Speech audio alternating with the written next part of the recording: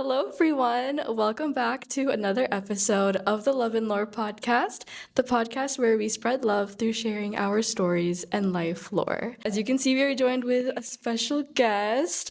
And if y'all went to our high school, then this might be a little bit of a crazy collab, but we are joined with Avery. Hello, my name is Avery Cheng. I'm a fourth year electrical engineering student at the University of British Columbia.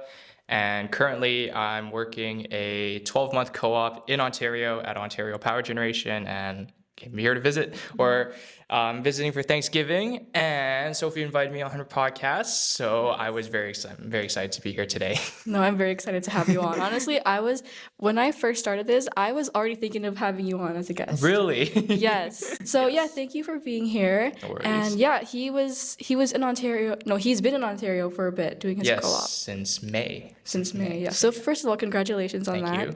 And also, he was so kind enough to get us both some hot chocolates. Hot chocolate. And we're actually recording in UBC.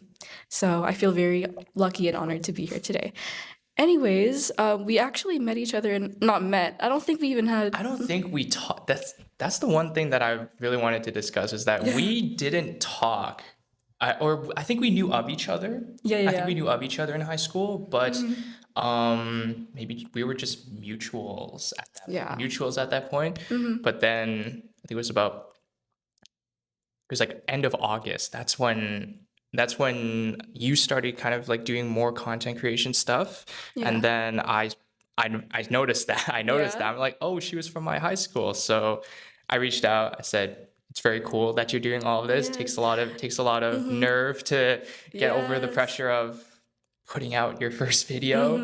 And I wanted to congratulate her on that. And we started talking a bit more. And now I'm here right now on her podcast. So crazy. Yeah, I remember I launched my YouTube channel and then he DM'd me and it was so crazy because I was going to DM him too. I already had a draft message sent out and then he magically sent me this message. So it just all worked out. And yeah, in high school, we never talked to each other. And I remember you were in my English 11 with Miss Mahavlich. Because you peer reviewed my paper. Otherwise, I didn't know him at all. I did know you had a YouTube channel. And this one memory, you don't know this, I don't think. Basically, we have main stage, and I think you came to watch. Yes, I did. And then I remember you and Chloe were talking. And after the show, I came up to Chloe, and you were beside her. And I remember just debating, should I tell Avery I like his YouTube videos?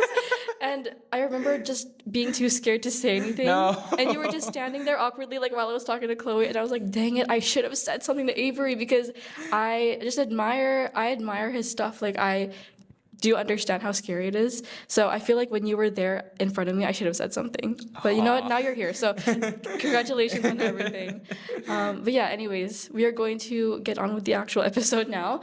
We're going to be talking about kind of his experience starting YouTube in high school and engineering and having a YouTube channel as an engineering student, work-life balance, burnout, all things social media, all things school, and a little bit of everything because I think this is so interesting and I can connect to him in a lot of ways. Yeah, so definitely. Yeah. Growing up, did you always want to do YouTube?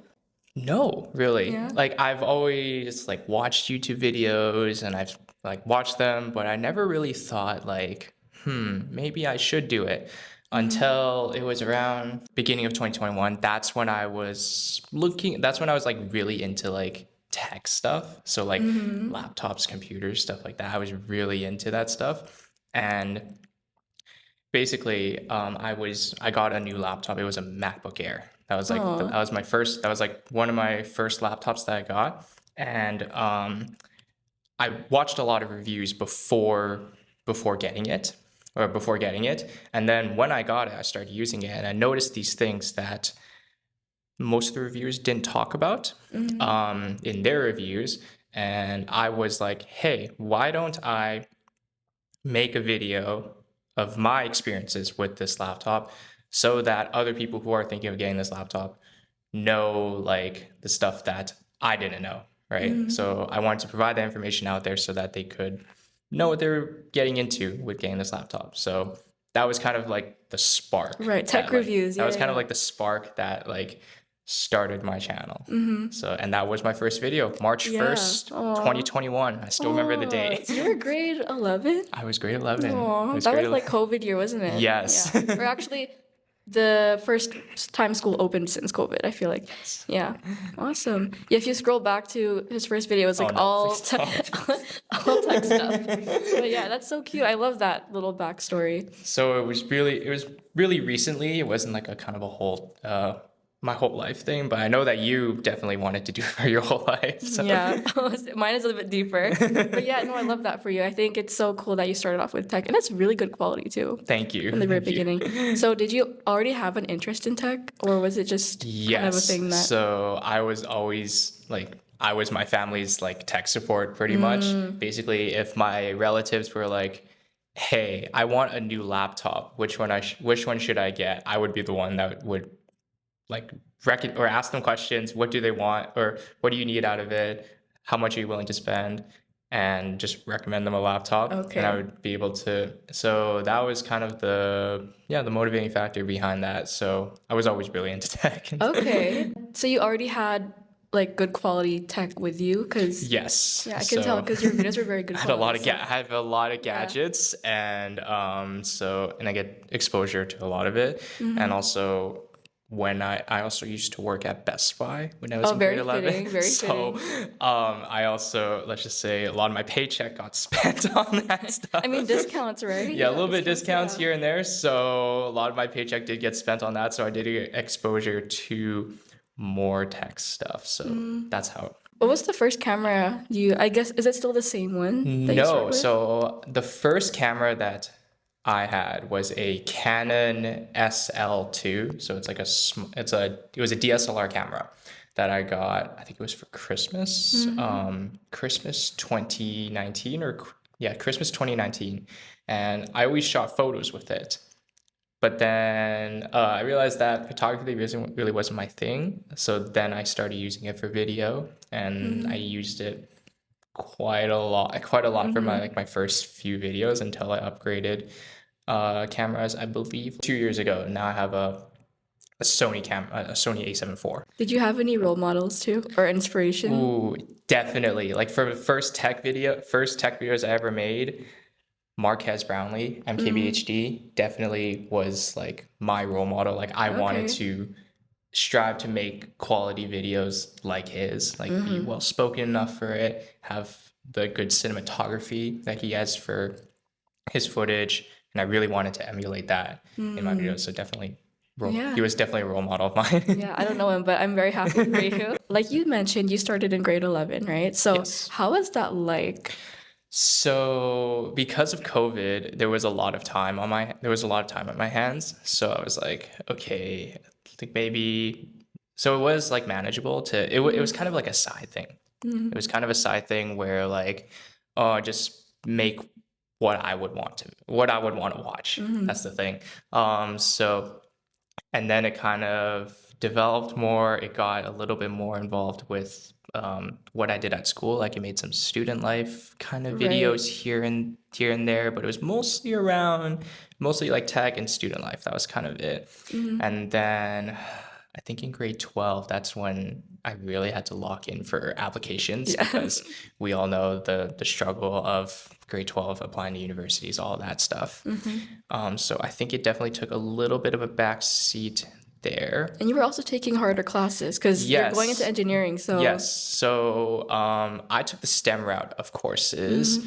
So it was a lot of physics and math. So like physics, chemistry, and calculus. So those are some really big courses that sapped up quite a bit of my time. yeah.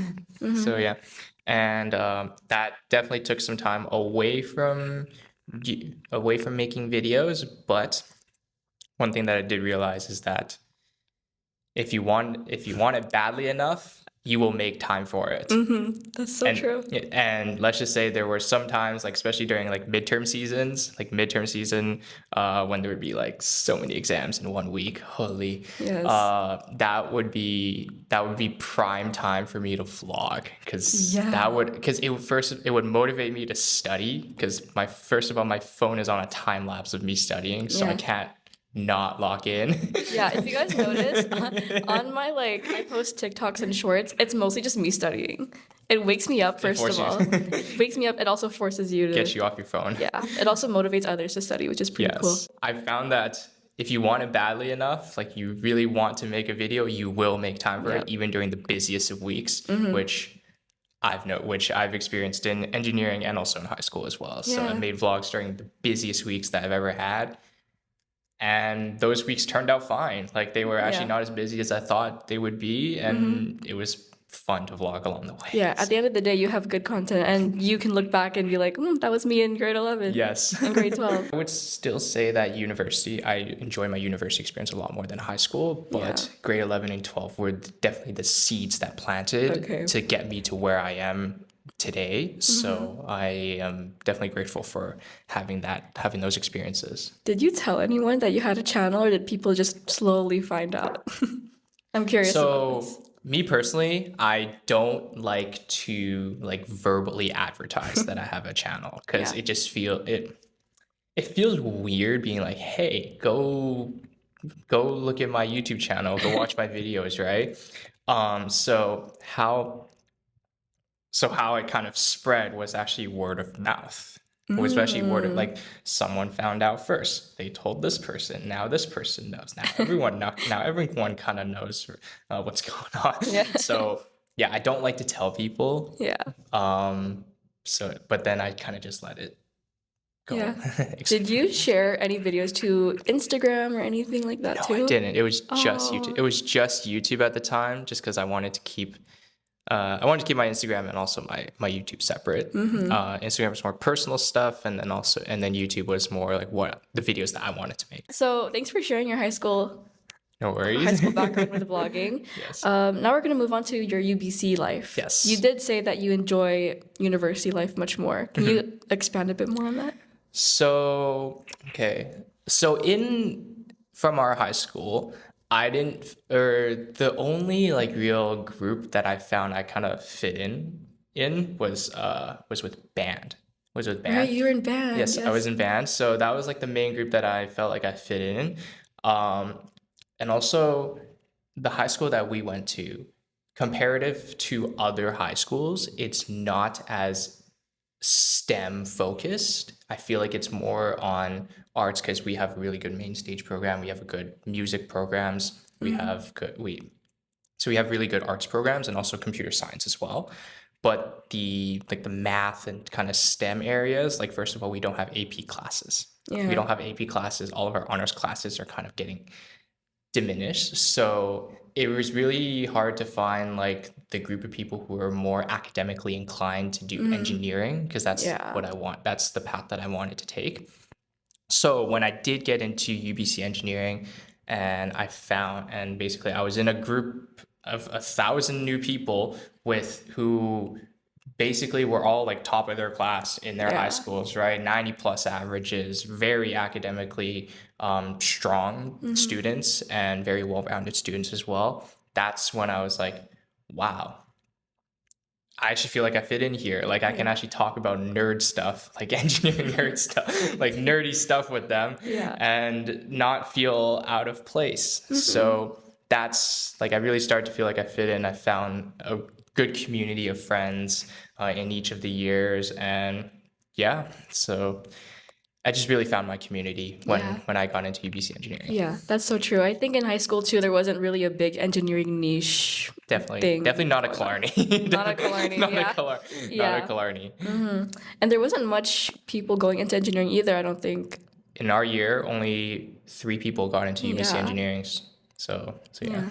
Well, congratulations again, first of all. That's crazy. Yeah. Did you always want to do engineering and electrical engineering? Ooh, okay. So from like grade 9, 10, 11 or so, I originally wanted to do computer science because apparently AI was going to be the future or whatever. And well, technically it is now looking back at it.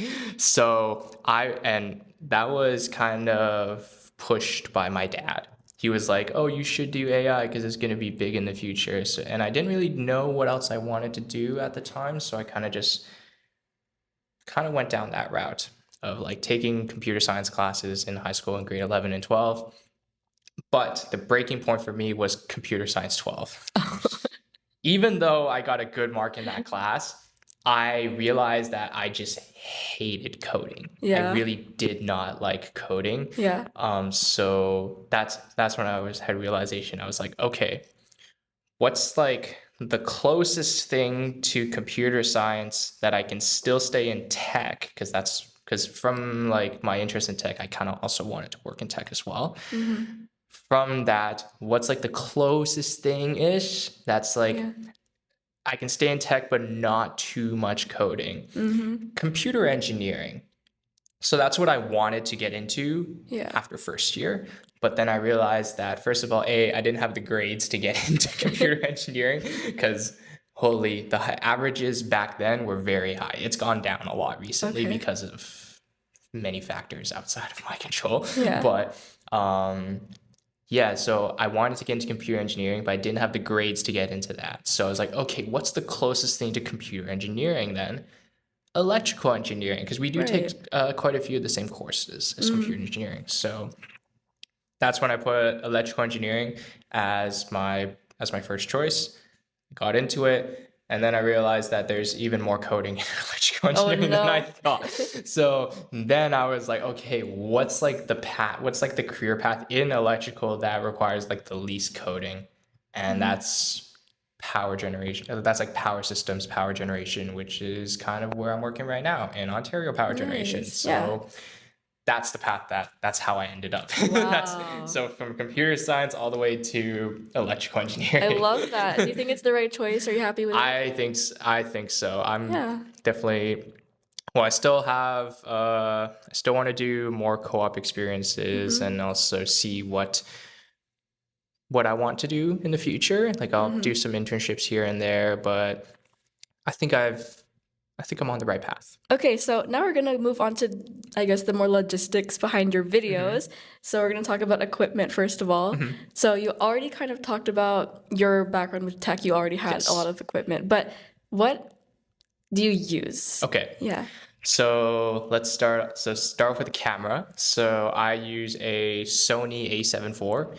It's expensive. It's like $3,000. Oh my I gosh. invested a lot into it, but it shoots really good video. It does, It shoots really good video. So that's my main camera. I have the kit lens with it. It's like a 28 to 70 f. It's like a variable aperture. It's just a kit lens that came in the camera. So that's my camera. For my microphones, I have the DJI mic. So it has 2 transmitters and a receiver in a case. That's what I use for my mic, just for wireless lavalier microphone stuff. So I keep the lav mic part of it, like this thing, in my pocket, and I also have like a wired clip-on mic that I clip onto my shirt. So it just gets the mic closer and leaves my hands free to do hand gestures and stuff like that. So that's my audio setup. I have some lights at home. So I have 2 softbox lights, like big kind of softbox lights, and then 2 smaller panel lights that I use to light my videos and light my B-roll and stuff like that. I edit my videos on a 14-inch MacBook Pro, and sometimes I film my video I film most of my vlogs on my phone. Oh, really? Yeah. So most of the vlogs that you've seen, all of them, like 80% of the footage is from my iPhone. Yeah. So I would have never known because it looks like vlog camera. I'm not carrying like a 2-pound camera with me. That's just too much. Also, that's not discreet at all. So, that's most of my gear. Because your $3,000 camera, it's like an actual like. It's heavy. It's a chunky camera. It's heavy. Yeah. So. Yeah, I'm not. That is strictly for talking head. I sit in front of the camera. I have everything set up. Not studio setup, but like studio-like setup. that's pretty much what it's for. And you also did before we started the episode, you showed me your little Yes. glasses. If you want to show Let them, me just grab them real yes, quick. it's a different type of So, very discreet. So Sophie just posted a video this morning, as of the making of this video, October 11th. I think the it Vegas was one? it was yes. Yeah. It was either posted this morning or last night. And I watched it, and she was talking about how she was a little bit shy filming vlogs in public, which I definitely relate to as someone who has vlogged in public, either on a bus or like pointing my phone at random strangers. It's kind of weird. Let's just like I personally get nervous doing it. But one thing that I've got recently that definitely has alleviated that a little bit has been. Can I get these out? Can I get these out? Can I get these out? So, these are the Ray-Ban or the Meta Ray-Bans or the Ray-Ban Metas, and they have a camera on them, on the glasses themselves, and it just makes it so nice to do POV vlog footage. Like, and it's more discreet. You can have both hands in front of you. You don't have to hold a camera, and I would recommend it to Sophie. I would definitely recommend it to Sophie so if you do want to get or deal with that shy factor, like that's helped a lot for me. So I've been using that a bit more recently and for some of my vlogs. So you've already used them for vlogs. Yes, I used it for like a day in the life of my internship. So I used that a little bit. And yeah, it was great to film it. I love that. It's great to film it. I feel like these would be really good for lectures, recording lectures. Definitely. If you're not paying attention, like it would be good for that. Now for structuring your videos, planning, how long it takes. So first of all, when you have a video idea, what's like the criteria you use and what's your standard for structuring your videos? So in the Notes app on my phone and on my laptop, I have this really long list of just video ideas that come to mind. So if something comes up, I'll write down kind of like the title idea of it. So I'll have that in there, and then if I want to go further with it, I'll take that idea, I'll put it in a Google Doc, and then I kind of start scripting it out. So scripting it out, like, what am I going to talk, like, different sections I'm going to talk about, what I'm going to talk about in each section, and kind of just, the script is kind of the backbone of the videos that I make, because I'm still working on it myself. Unscripted content is still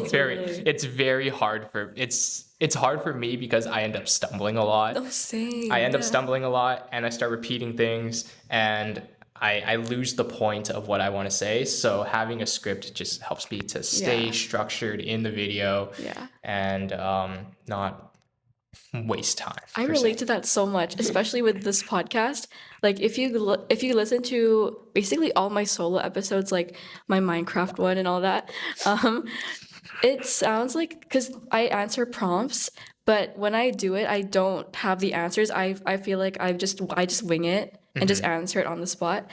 Even that I can't do. It's so hard. It's hard. So in the beginning, when I did more tech videos, after the script was done, I would look at different parts of the script and be like, okay, what B-roll do I need to film? For those of you who don't know, B-roll is, let's say you're talking on a video and then a clip on top of that, while they're still talking, like a clip on top of that comes up. That's like the B-roll per se, to like, let's say show, let's say I'm reviewing a phone and I want to see like what the camera's like, right? So you may be like holding the phone and you have like, or you have a video overlaying of like you holding the phone, right? And seeing like what it looks like while you're talking about it, while you're still talking about it. So that's kind of what B-roll is. So I'll make a list of like, what B-roll shots do I need to get to like show different aspects of this? And even with like the course guides that I make, or like the videos about the courses that I've taken, it's like, okay, let's say I'm talking about some concepts that I learned in class. Maybe I'll have B-roll of me scrolling through my notes and rushing through those concepts, like showing like what I learned while I'm talking about it. So making that list of B-roll and then going about shooting it afterwards. And that just makes it easy to make sure I have all the clips that I need before I get into editing. And then after I get my B-roll clips set up or planned out, then I record my talking head A-roll. So that's me sitting in front of the camera, reading through the script, and going through the video, talking in front of the camera. Then afterwards is getting all of the B-roll and stuff like that, and then not forgetting to shoot the thumbnail because Oh my gosh. holy, okay. One thing I realized is that having an idea of what the thumbnail is going to be before you do all of your shooting is so helpful. I find videos like making the video is so much easier, especially in the editing stage, if you already know what the thumbnail is gonna look like. Because if you're like about to post it and you're like, oh crap, what do I do for the thumbnail? Literally. It's not gonna be the best quality thumbnail. I realized that from personal experience. Yeah. So having an idea of what the thumbnail is gonna be like beforehand definitely helps. At least for me. Yeah. No, I keep telling myself this, but I always forget. Me too. Like, I'm just starting off, I know, but I always have to end up like trying to find the best like shot of me, and it's so annoying. But I no, feel yeah. that. I definitely still feel that to this day. Like I still have to remind myself, okay, I have to shoot the thumbnail before I pack up all my gear. Because if I pack up all my gear and I'm like, oh crap, I didn't shoot the thumbnail, that's another 20 minutes of me setting everything up again. So so shooting the thumbnail, and then after all the clips have been compiled, that's when I go into the editing stage. So that's cutting through all of the footage, or going through the footage, cutting out like the blank spots. I'm pretty sure, like you're probably aware, like there are spots when you mess up, or you blank out, or you have spots in between. Cutting all of those out. That's like a rough cut. Adding in the B-roll, adding in other effects like emphasis, like zoom ins for emphasis if I want to emphasize a point. And then finishing touches here and there, like titles, background music, and transitions here and there. And then after that, exporting it, checking the video to see like, okay, are there any mistakes before I upload it? And then once I give myself the okay that it's good to upload, I'll upload it, put the thumbnail in, and then it's out into the world. There you go. Yeah. It's out It's into a the world. long process. It's quite a long or when I describe it like that, it's a very long process. Yeah. But doing it for a number of years now, it definitely flows better. Yeah. So how long does it take to make a single video? Ooh, okay, so it depends on the video. Yeah. Because there's vlogs, there's tech videos, there's course guides. Those are kind of like the main three that I have, and then some other engineering related videos. But in general, my benchmark for it is that for every 1 minute of video, it takes on average of 1 to 1.5 hours to make. So for every minute of video, that's an hour to an hour and a half of me putting in effort to make that video. Okay. Sometimes 2 hours, sometimes 2 hours for every minute. So yeah, vlogs are definitely different because vlogs, I already have most of the footage there. So it takes a little bit less time to edit here and there. And then tech videos take longer because it's like more shooting, more planning, and more editing. So generally varies, but my benchmark is for every minute of video, that's like 1 to 1.5 hours of work. So thanks for sharing all that. Very insightful.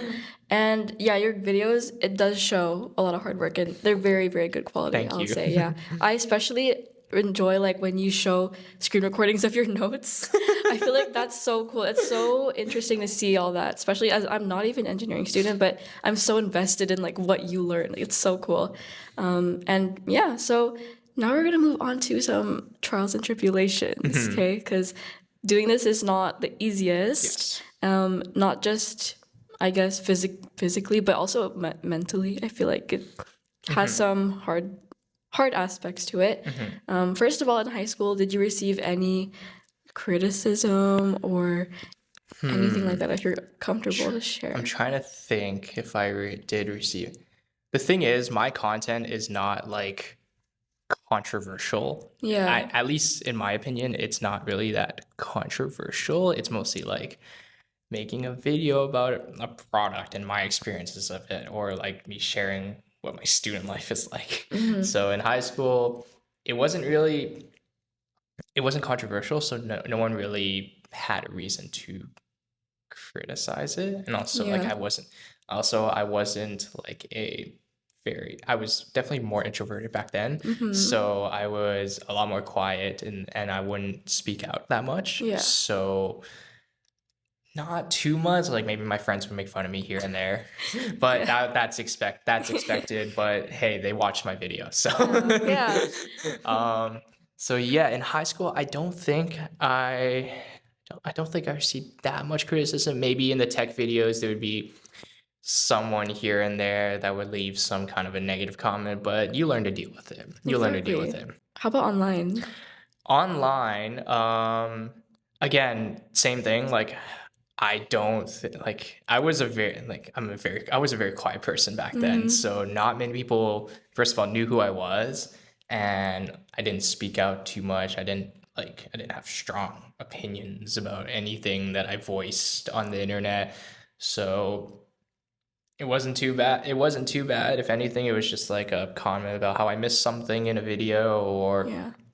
about how I missed like a certain fact or something, or like something that I could improve on. So Mm. that's how I looked at things. And instead Okay. of like thinking this person is just saying a mean comment for the sake of it, I'm just saying like, okay, what could I actually improve on in Yeah. this? So that's how I wanted to frame Mm-hmm. my thought process on that Yeah. stuff. Interesting because especially starting in high school, I wanted to bring this up because I think first of all, starting a channel in general is scary, let alone in high school when it's high school, right? People say things here and If there, they but find out, oh my God, you're yeah, never hearing the end of literally. it. Yeah, but no, I'm glad that it was easy for you. And also, you were on the yearbook. Oh yeah, I have a whole page because I did get closer to the yearbook committee, and they wanted me to be They featured. wanted They you in wanted it. me to be featured on it because apparently someone put up my video in the yearbook class, and then the yearbook teacher, Mr. Malif, was like, "I want him," and he was like, Aw. "I want him," and he made me make a video for them. He made me make Aw. a video for, I think it was either Ultimate or dragon boating. I think it was Oh, one of the two, and yeah, I made a video for them. So that's it was basically awesome. free labor.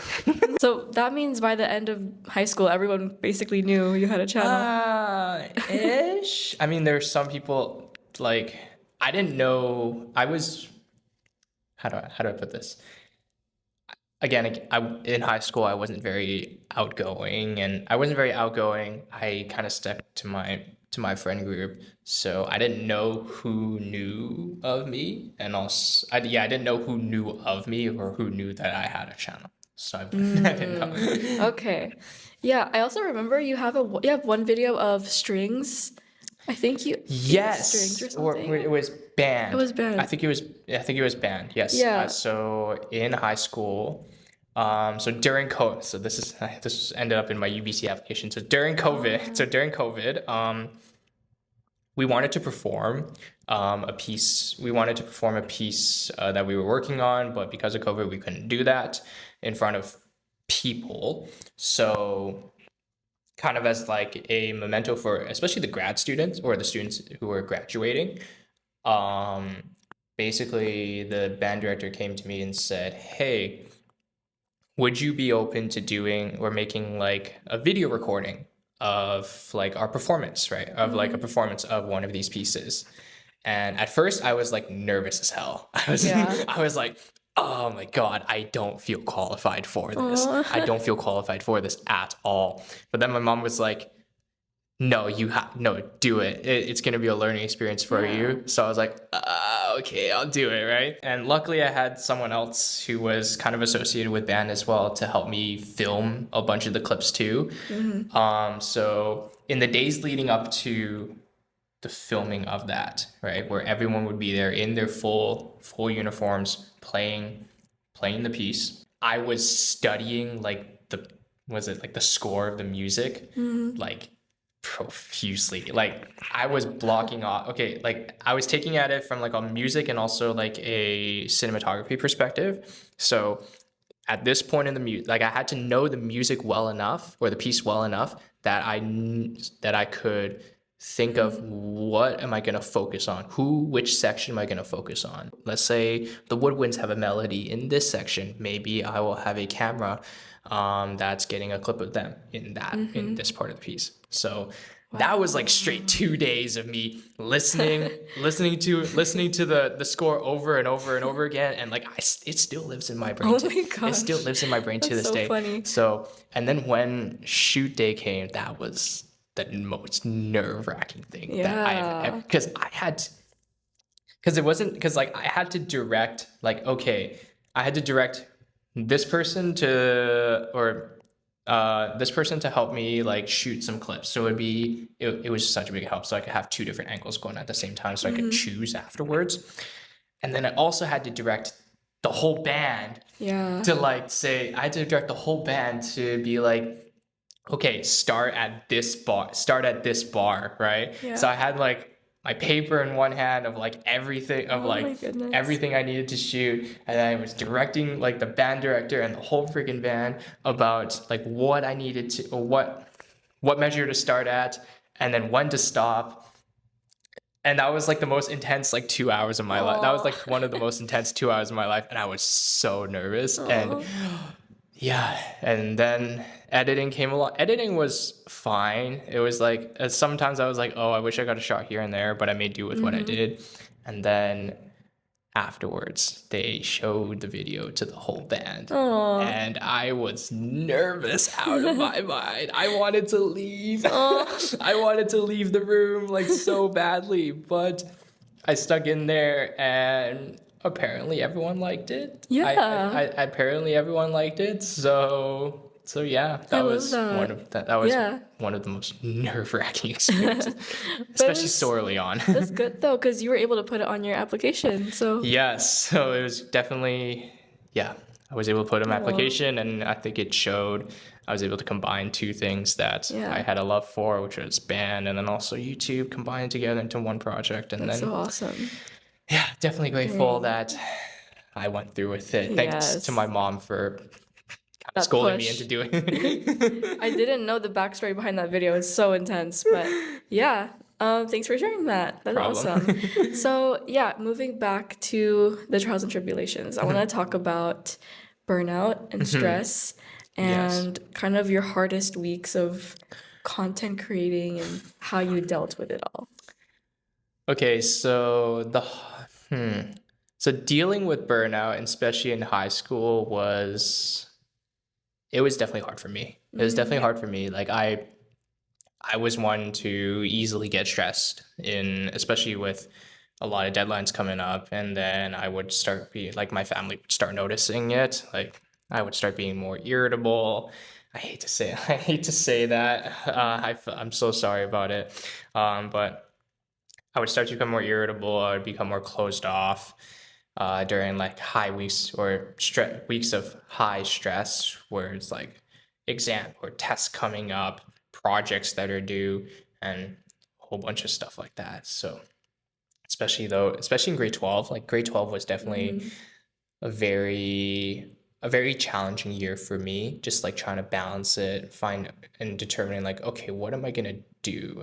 Or what am I gonna do after school? What do I want to do? Am I doing enough? That's the main question that I asked myself. Like, because when I was doing my applications, I was looking at other people's who had applied before me, and also like looking online YouTube as well. And then people had like all of these extracurriculars that I clearly hadn't done. Like I was not captain of a robotics team. I was not top in my math class. I was not like any of that.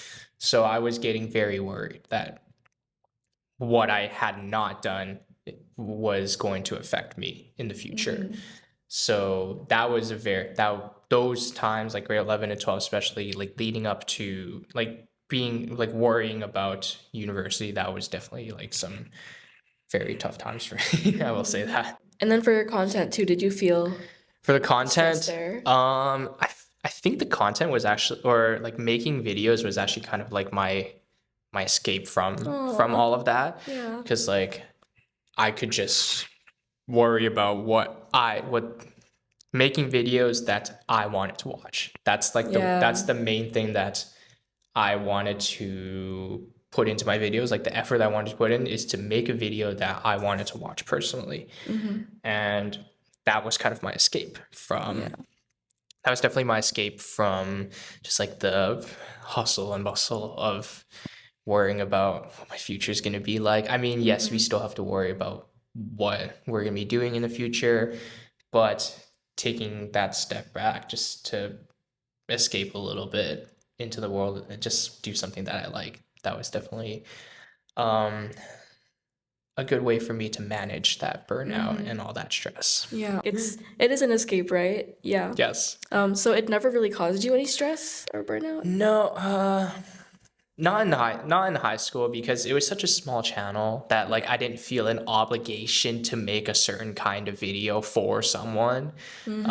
I could just put whatever out, and since I had such a small channel, it was like there was no, like, I had nothing to lose. Yeah. That's what I thought back then. Like I had nothing to lose by making this video and putting it out. Yes, maybe it doesn't get that many views, but the process of me doing it, that was just a way of relieving some stress for me. And how frequently did you post? Did you have a schedule or I was it didn't just have, kind of I like, still don't have a schedule to this day, and I never had a schedule back then. It's yeah. kind of just whenever, because school would always come first. That would be the main thing. School has always come first, and then whenever I had some free time, or if I really really wanted to, like I would film a video here and there. Sometimes it would just be like after school, I'd be like, oh, maybe I don't have as much homework today, or maybe I do have homework, but I just don't want to do it. I'm just like, okay, let's film this video about my Apple Watch or something like that, and see how it does. So Yeah.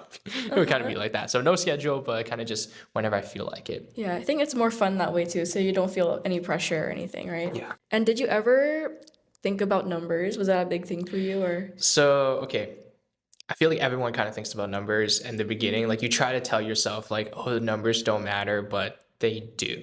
That's what I learned. You keep telling yourself like, oh, I don't care if this video gets like 10 views. If I this video gets 10 views, I don't care, right? But Mhm. checking YouTube Studio is not a good habit. Let's just say that. The numbers, like I try to tell myself they don't really matter too much, but sometimes they do end up kind of influencing the video ideas you have and the videos that you put out and how you structure them. So I would say yes, that it does. As much as I try to tell myself that the numbers don't matter, just because I want to make videos that firstly I want to watch. So, but it does end up creeping up. It's out of my control. That's what I say. Yeah. That's what I say. Like, okay, like everything up until I hit the post button is within my control. So all that I can do personally is make the best quality, the best quality video that I can make, or try to make the most helpful video that I can provide to others, right? So that's all stuff that's within my control. I can make things more concise. I can say this a bit better. I can make this a little bit higher quality. I can add this clip in. All of that to make the highest quality video possible. But once that publish button hits, like I cannot control anything after that. Yeah. So just letting it be, like let's say if it does well, if it doesn't do well, that's out of my control. I don't know what the YouTube algorithm does. So just recognizing that, and just recognizing that definitely helps alleviate that stress a little bit. First of all, thanks for sharing your No more worries. vulnerable side there. No worries. But now we're going to move on to work, school, life balance, how Yes. you do it all. Because as an engineering student, it's absolutely insane. Like, why am I even complaining about mine? But how do you do it? It's a lot. So typically, like I still remember how many courses I've taken in each semester of my uni career so far. So, but in the beginning, like first year, 6 courses first semester, 7 courses second semester, which was 39 credits or 37 credits total, which is crazy. That is Which is insane. a huge jump from high school, I will say that. So how I wouldn't say manage, but more like get by. More like get by. I don't know if I'm really excelling, to be fair. Like my averages are not exceptional. They're like right on the average for most of them. So how I basically do it is that I I like to plan everything out in a bullet journal. I don't know if I you love that. I love your bullet journal. Yes, yes, yes. So I use a bullet journal, which for those of you who don't know, it's kind of like your own kind of customizable planner. You take a blank notebook or something like that, and you make your own planner. That's kind of Yeah. how bullet journaling works. You can make it as artistic as you want or as basic as you want. It's up to you how you want to use it. So how I use it personally is I use it to track all the tasks that I need to get done for each of my classes. So I have different pen colors for each of my Yes. for each of my classes, and I will I will put in my bullet journal like when things are due, when I have tests, when I'm going to do the homework. So I have the assignment due date, and then when I'm going to do it, which is like a few days before that. When I'm going to study or what I'm going to be studying for leading up to like different exams and also like different tasks for that I need to do for like certain projects as well. So putting that all in a bullet journal so I can see it at a glance and be able to, it's very satisfying to check Oh, it everything is. off, check Yeah. things off. So having that there, that's definitely helped me quite a bit because I realize now that I actually can't live without it because when I first moved to Ontario, I actually forgot my bullet journal. Oh no. I forgot my bullet journal, so I asked my parents to ship it to me in like a box, and that took like 2 weeks after I arrived there. So, but for the first 2 weeks that I was there, I was a mess. I Oh. was actually a mess because I didn't feel like I tried to use the notes app to like check off tasks, but it just wasn't the same. Yeah. And when I got it back, I was like, oh my God, it's so nice. So nice to have it back. So yeah, basically being able to manage your time well by scheduling out when you're going to do things. That's how I manage the whole workload of all that stuff. So, and also sometimes you're going to have to sacrifice things. Like sometimes you may not get as enough sleep, which is a big thing in engineering, Yeah. unfortunately. Sometimes you may not get enough sleep. Sometimes you may not have a chance to like exercise or go for a walk.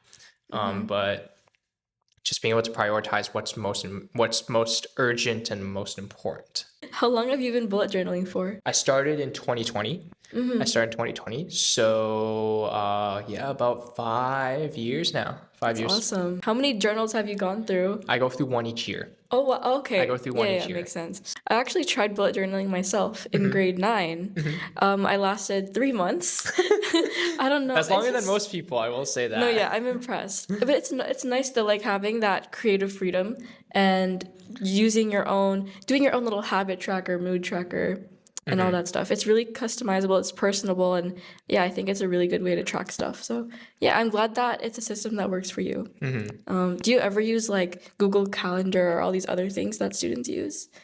Wow. Okay. Nope. I keep my regular like my phone calendar just for like events and stuff like that Yeah. here and there, but mostly like everything is in my bullet journal from like big events like dinners with people or like certain things like that to school stuff to YouTube stuff as well. So everything gets put into that bullet journal. Yeah, it's that bullet And journal. also isn't it? work stuff as Oh, well. yeah, Like work. tasks I need to do at work. Yeah.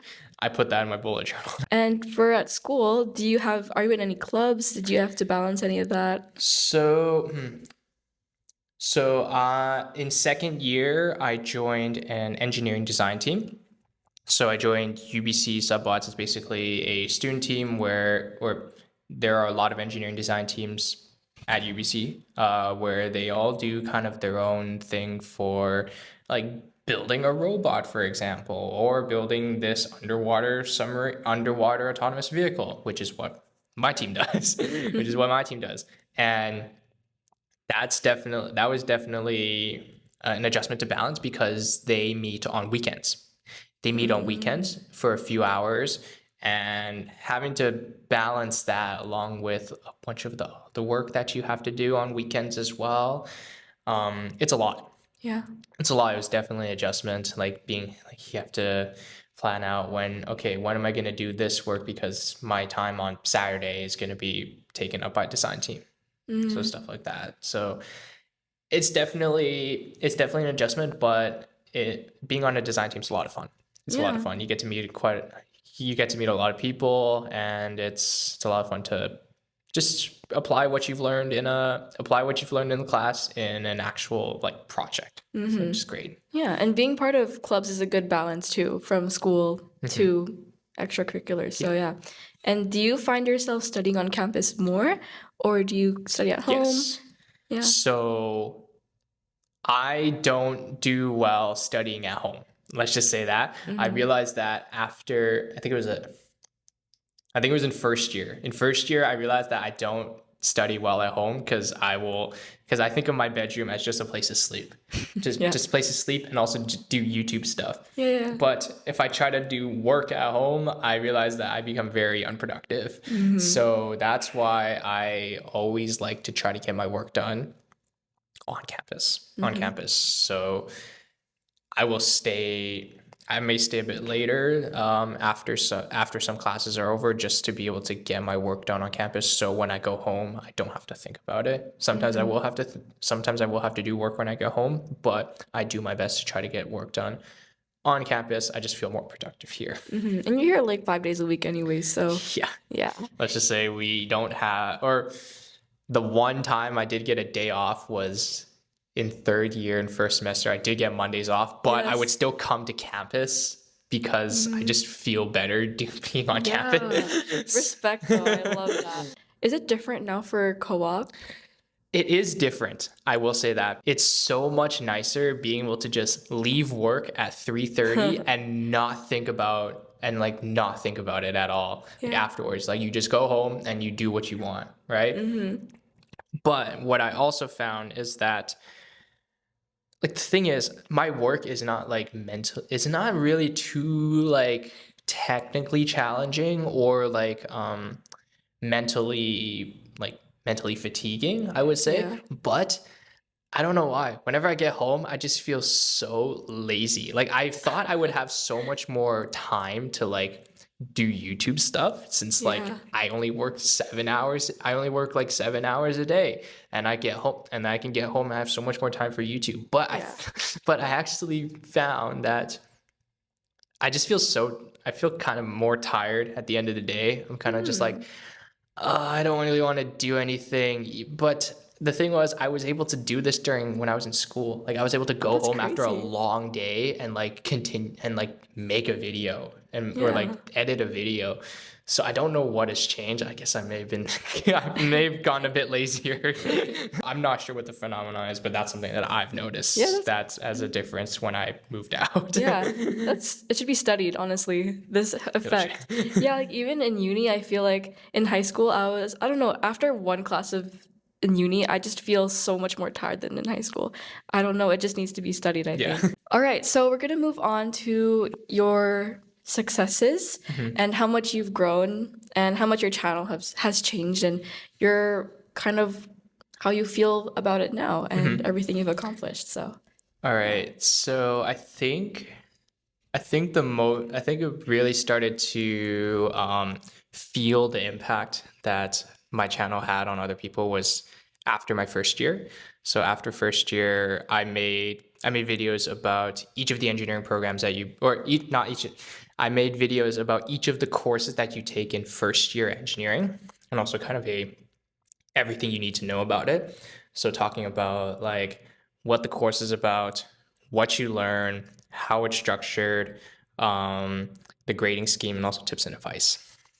So I made videos about each of those courses, which no one had done before, and also is something that I wish I had going into it. Like I wish I knew like this course was about this. I wish I knew this was how to study for this course. I wish I knew how this course was structured before I went into it. So I put those videos out over the summer after my first year, and then going into second year and then into third year as well. that's when I started really feeling the impact, because random people would come up to me, Oh like my random God. students would come up to me. They would be like, "Are you Avery Cheng?" And I'm like, "Yeah." And it's like, "Your videos have been so helpful for me. I watch your videos," and I'm like, "Oh my God, really? Oh my God, really?" Like, this has happened at least like 2 dozen times now. Like it Wow. has like when I was here yesterday, I was here on campus yesterday, and this happened twice. What? That's This this awesome. happened twice. So I like, okay, like the numbers themselves, the numbers themselves, they don't seem that big, Yeah. but feeling like someone, an actual person come up to Yeah. me, they're like, "I watch your videos, they helped me," right? That's a feeling that I personally am so happy for. Like, I'm so happy that my videos were able to like help other people, Yeah. help other engineering students get into, or with their first year. And also Mm-hmm. after second year as well, I took on a big endeavor by making videos about what second year was like for each of the engineering programs at UBC. There are 14 of them. So I made quite a few videos. So how I did that was I reached out to friends, and then also some people that I've never met before in each of the other engineering disciplines, and basically reached out to them and asked like, "Hey, would you want to be on this video to talk about your Yeah. second year experiences?" And I scheduled all of that, and then I filmed, and then I was basically doing interviews, like filming interviews, and that was such a nerve-wracking experience. But once all those videos were out, they actually did help. They helped a bunch of the second year students who were Yeah. going in, or who were going into their second year programs, so that all students kind of knew what they were getting into. And then also for students that are in first year, they could actually see like, okay, what do you learn in here? What do you learn here? What do you learn here? So you can kind of compare what program you want to go into. Mm-hmm. Yeah, so I made those videos, and especially still making videos about the course that I'm taking in electrical engineering. I'm allegedly, according to according to people in the younger years in electrical engineering, and also uh, the second year cohort that's right now, a lot of people know who I am, which I don't Wow. believe. I still don't believe that. I still don't believe that, but allegedly, I'm known by quite a few people just because they all watch my videos. Yeah. And yeah, one of the most surprising things that I heard was after second year, or during second year, someone came up to me, was like, "Whoa, are you Avery Cheng?" And I was like, "Yeah." It's like, "Oh man, I watch your videos, man." So I got into Waterloo engineering, and I got into UBC, and I'm here because of your videos. What? That's awesome. So that That's was one of insane. the most, I was so happy, but also I was like, I'm really responsible for this one You student really that are. chose UBC engineering because of this. I'm like, Yeah. holy, that was definitely an eye opener. So Yeah. that's like probably the biggest success, was just has for my channel, has been being able to help so many students. Yeah. Like, every year there's like 1,000 new engineering students, and Yeah. hopefully if I can help at least one of them, it makes it all worth it. It makes it all Yeah, worth that's it. so cool. That's so inspirational. Like, and that's really moving, honestly. Yeah, and I even had a prompt here, like, what is your I made it moment? Do you think that was it? Yes, that was I still, like, my friends make fun of me, or my friends, whenever they see me get recognized, they always say like, "Oh my God, he's so famous." I'm like, "No, I am not. I'm not famous." But every single time that happens, that's only proving their point. I don't know, kind of proving their point. I don't know. I still don't think I'm famous, but like, I don't, and I also wouldn't say I've made it. I'm Mm-hmm. still trying to grow still trying to grow as a person, still trying to grow my channel, make better videos and stuff like that. But Mm-hmm. hearing that validation from students, like real people, not just like the comments or just by the Yeah. numbers, like just hearing from real people in person saying that, "Hey, your videos helped me." That Yeah. was that's definitely can be classified. I would definitely say that's like an I Yeah. made it moment for me personally. Yeah, it also shows hard work pays off. Yes, And definitely. I'm not in engineering, but I personally do watch your course review videos, and they're so interesting. Yeah. Thank you. So yeah, thanks for sharing that. That's really awesome, and I'm very happy for you. Thank you. Yeah. And even in lectures, do people see you and recognize you? So in my lectures, because in the lectures that I'm in with people in my year, so Yeah. like they kind of, I don't know, they don't really have that much of a reason to watch my videos unless they're my friends. Unless they're my friends, then they watch all of them and they know a bunch of stuff. But like yesterday, I went into a lecture that is in a year, but is for a class in a year below me for a bunch of electrical engineering students, and they were surprised to see me. A bunch of them, like I had met a bunch of them before, but a bunch of them were looking at me, like they're kind of pointing at me and kind of looking back at me, like okay. But they were surprised to see me. They were surprised to see me there, and yeah, sometimes I'll just be walking and then I just see someone kind of looking in my direction kind of awkwardly, and Yeah. then that's the yeah, or like I walk past someone and then they look back. My friends have noticed that. Yeah. You know. Yeah. How about any profs? Profs. Okay, so I have confirmation of 2 profs that have actually watched my videos. Okay. So one prof left a comment on one of my Oh. videos. He was luckily I didn't like he was a good prop, but luckily I didn't diss the course too much because I did terrible in that course. Like I failed the final exam, and the prof was still like, "Oh yeah, there is a difference between the winter and the summer terms when you took it and stuff like that." And then I didn't know it was him. I had to confirm. Like I had to ask him like, "Hey, are you Jeffrey Carmichael, who actually was my prof?" And he's like, "Yes, this is." I was like, "Holy, he watched my video." And then recently, at the beginning of the year, for one of my classes that I took last year, which was control systems, the prof introduced during the first class, when he was talking to the new third years, was talking about, he was like, there's this one student who made like a video about all of the third year electrical engineering classes and talked about it, right? And then he was like, "Oh yeah, he made a pretty good video. I will say I liked it." And then someone in that class like told me right afterwards. I was like, "There's no way that this prof watched my video." Awesome. So yeah, I have Yeah. confirmation of 2 profs, but I don't know about any others. Though. There you go. Yeah, thanks for sharing that. Now we're going to move on to some more fun questions. Kind of more, I guess, rapid fire, if you will. Yes. So here we go. What has been the longest video to make, edit? Ooh, I'm trying to think. It's either a vlog or a tech video, because it's either a vlog or tech, like longest being like most hours put into it. Yeah. Let me think. I'm trying to think of my long videos. It's either the 40-minute vlog that I made about third year in second semester. That took quite a while to edit, or it could have been my HP Spectre X360 review, because even though it's like I think 18 or 16 minutes long, that was a lot of filming. And then also editing afterwards. Color grading took forever. Okay. Color grading and stabilization took forever because there was so much. That was the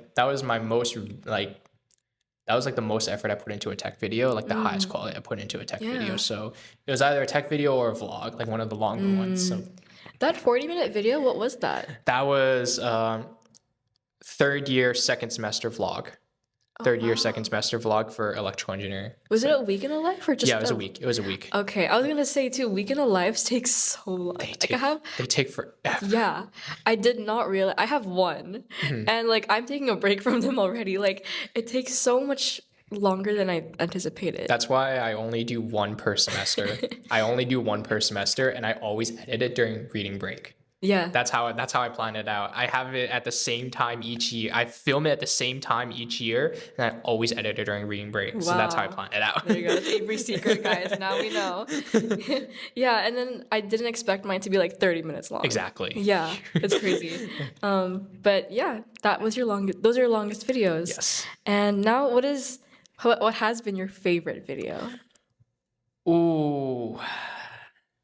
Okay, just like a parent, I wouldn't say I have a favorite. Just like a parent. I love all my videos equally, but however, what were some fun ones to make? Actually, two videos that were actually very fun to make was the second year everything you need to know about engineering physics. Okay. Because my friends Sam and Harry were in that video, and that was just a straight, or like I split it off into two parts, but like if you combine the total hours together, that's like an hour and a half of video.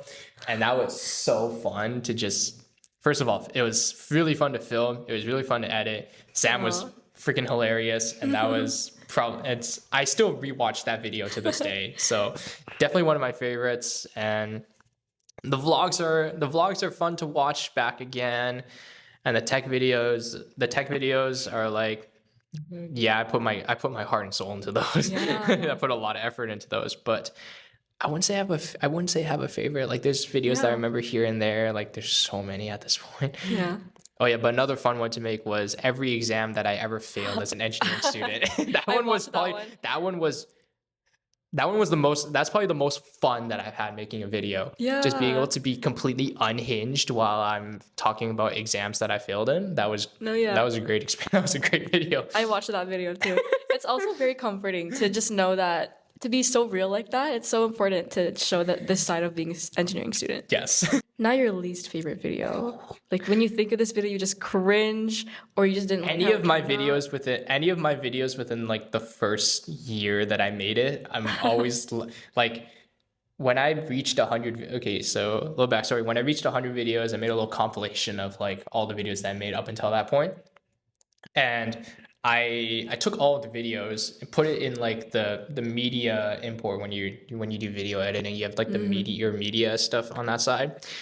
I literally had to edit in reverse chronological order. Like I started with like the most recent clips and I worked backwards in the timeline until I reached like my oldest video. Because if I started with my oldest video and then started going from there, I would actually die of cringe. Like I was actually looking back, I was like, oh God, I cannot watch this. So I had to like slowly go back in time so that I could adjust to me being more and more cringe going back until like the very beginning, when I was like, okay, maybe I wasn't that bad. But if I just started at the very beginning and I was looking back at my videos, I would actually like not be able to get that video done. Yeah, so basically just anything from the beginning. Yeah, like looking back, like yeah, they were my foundation. Yeah, they were very important. But looking back, I'm just like, I could have done things so much better. Next one is, what was your reaction to your first viral video? And which one is your... I wouldn't say any of my videos went viral per se. Honestly, I always say this: the best thing that's never happened to me is that I've never gone viral, because I don't want to keep chasing that over and over again. Oh, that's so good. So I say there were two moments, two things, or two videos. It was my second video on the channel. The first moment was my second video on the channel. It was my Apple Watch Series 6 video. That was my first video to ever hit 1,000 views. Oh, wow. And that was a very surreal feeling. I was like, oh, what? Yeah. What? Like, really? 1,000 people watched this? That's crazy. So that was the first one. And then the second one was, it was a vlog that I made in second year, first semester. Second year, first semester. That was a week in my life in electrical engineering. And that is currently my highest viewed video on this channel, on my channel to this day. It's currently around 80,000 views. Yeah. Or just over it, I think. And when I first put it up, like it was, I think it hit like 10,000, 20,000 within like the first month or something like that. Awesome. And it was that I was very surprised by. Yeah. First of all, for something that's electrical engineering. How is that my top video? Like it's usually it says like that vlog is like my top, and then everything else like kind of below it is like tech, like that's kind of below it, and then afterwards it's like more the electrical engineering stuff. So it's the Yeah. fact that my most viewed video is about electrical engineering. That's Yeah. crazy. It's crazy for me. You also told this to me, like hitting your first 1K view is an insane feeling. You'll never forget it. You really won't forget. Yeah. You really It's so won't. surprising too, because that was your second video, right? And it That already was got my 1K. second video, so Wow. it was very surreal. Yeah. So my next one is what keeps you motivated? What keeps me motivated is just trying to help others, or like Yeah. trying to give others information that I wish I knew before doing stuff. Like for example, like for most recently, me moving out for the first time. Like I've never lived on my own before. Never lived on my own before. Never had to take care of myself on my own before.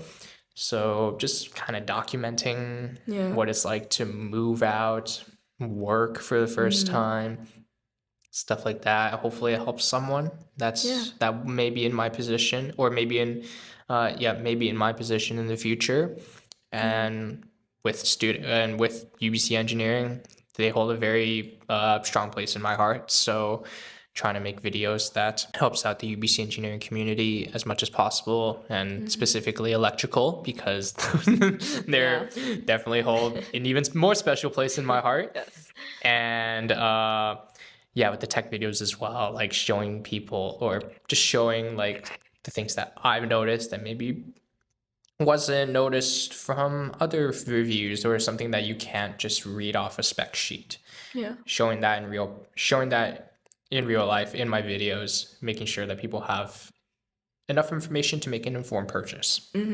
Yeah. So stuff like that. So that's definitely what keeps me motivated. Yeah, it's so important to have a inner purpose. Yes. So that when you get burnt out or stressed out, you always have a reason to keep going. Yes. What do you do when it kind of ties back to trials and tribulations? Yes. But when a video does not go well, or if you miss something, or if you, I don't know, mess up in a video, how does it affect you mentally, and how do you deal with it? Because I know there's one video where like the prof changed or something. Yes. And then So yeah, you already finished the video and all that. So that when stuff like that happens, it's out of your control. So it's out of my control, and I realize that I either have to stick with what I have and just provide my experiences, because the only thing that I can speak to like the most accurately is my experiences. I don't want to speak about I don't really like to speak about stuff that I've heard about, just because that can be a little bit unreliable. So I like to speak from personal experiences.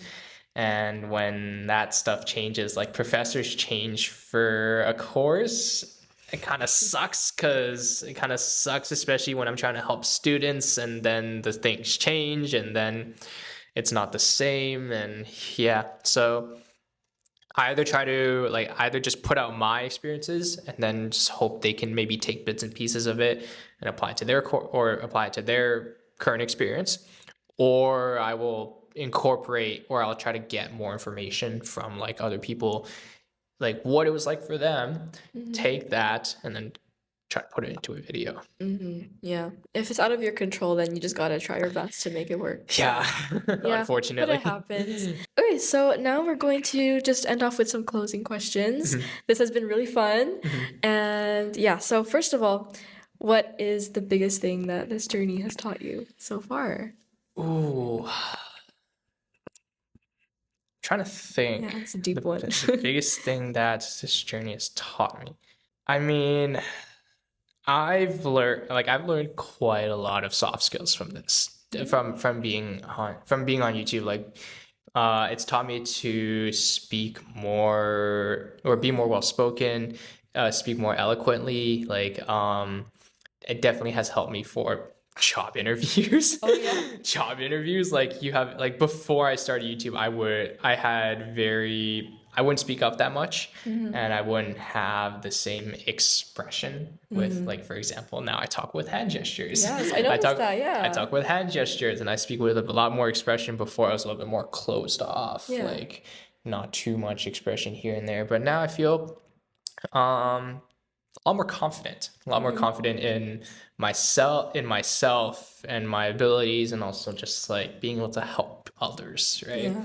Just knowing that, just having something that I know that is helping other people, it's definitely taught me to have some kind of a deeper purpose or reason for why you're doing things. Yeah. And yeah, it kind of just bleeds into other areas of your life as well. It kind of opens the doors to many other opportunities. Yeah. That's another thing that I've learned is doing this, or doing YouTube has opened the doors to so many different opportunities. Like, for example, making that band video, talking to other students at UBC,